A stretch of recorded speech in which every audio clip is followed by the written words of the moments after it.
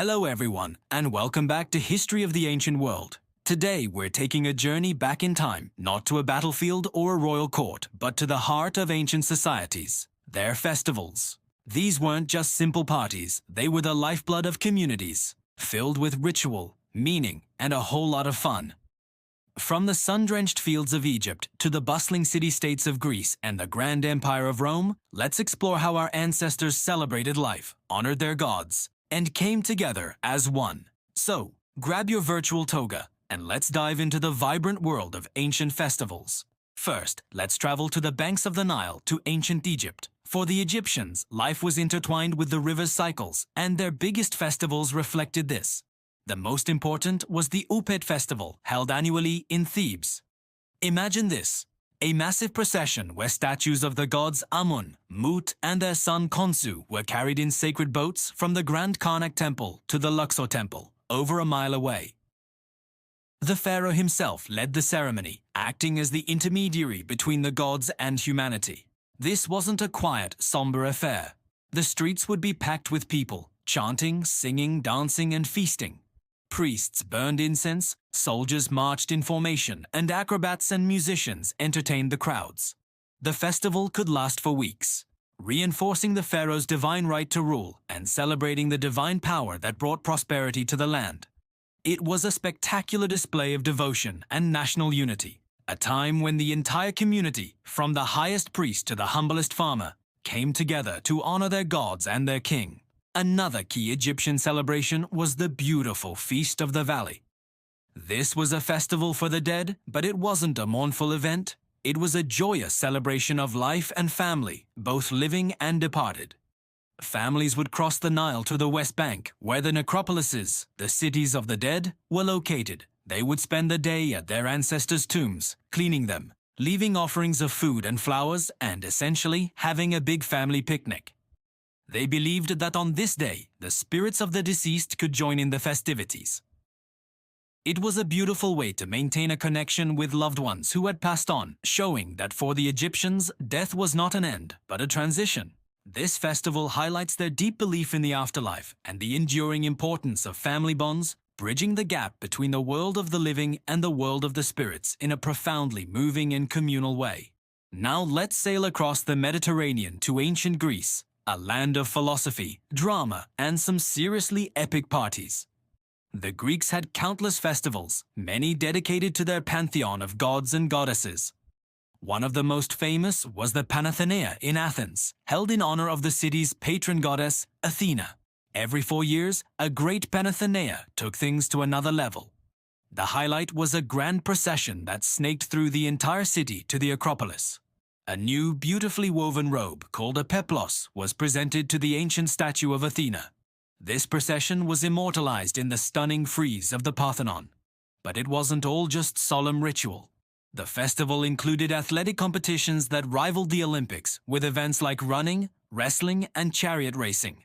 There were also musical and poetry contests, where artists competed for glory. It was a celebration of everything the Athenians valued: wisdom, strength, artistry, and civic pride.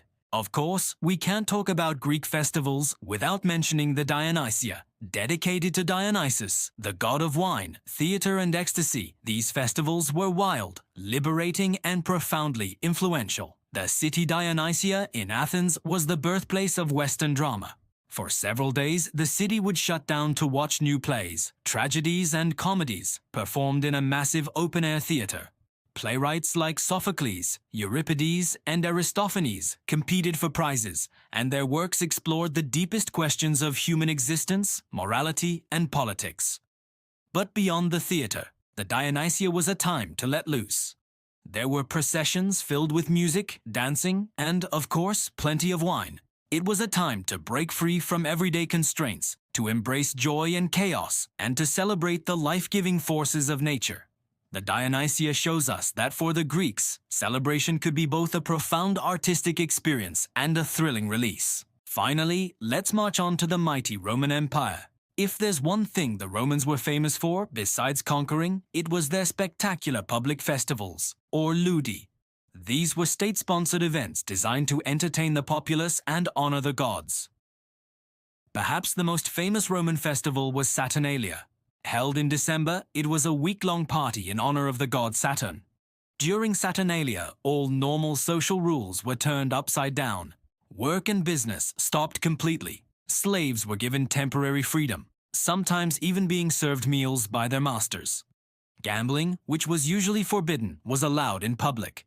People decorated their homes with greenery, lit candles, exchanged gifts, sound familiar?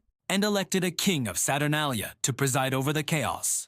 It was a time of feasting, drinking, and pure, unadulterated merriment. Saturnalia was a carnivalesque release from the strict hierarchies of Roman society, a brief return to a mythical golden age of equality and abundance. But Roman festivals also had a darker, more spectacular side. The ludi often included the infamous gladiatorial games held in colossal amphitheaters like the Colosseum. These weren't just random acts of violence. They were highly organized and expensive public spectacles, often part of a religious festival or a military triumph. Gladiators, who were often slaves or prisoners of war, fought each other or wild animals in brutal combat. Chariot races in the Circus Maximus were another major draw, a high-speed, high-danger sport that captivated hundreds of thousands of spectators. While we might find these events barbaric today, for the Romans, they were a form of mass entertainment that demonstrated the power and wealth of the emperor and the empire. They were a display of Roman dominance over both humans and nature, a thrilling and terrifying part of their festival culture. So, what do all these ancient festivals tell us? They show us that despite the vast differences in time and culture, some things are universal. They were a way to structure the year, marking the changing seasons and agricultural cycles. They were a way to connect with the divine, to seek favor from the gods, and give thanks for life's blessings. But most importantly, they were about community. Whether it was an Egyptian family sharing a meal at a tomb, Athenians watching a play together, or Romans enjoying the chaos of Saturnalia, these festivals brought people together.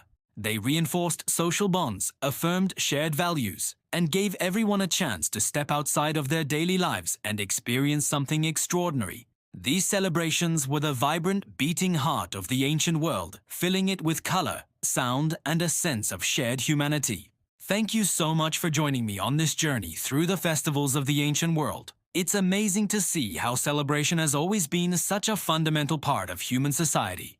If you enjoyed this video, please give it a thumbs up and don't forget to subscribe to History of the Ancient World for more deep dives into the past. Let me know in the comments which ancient festival you would have loved to attend. Until next time, stay curious.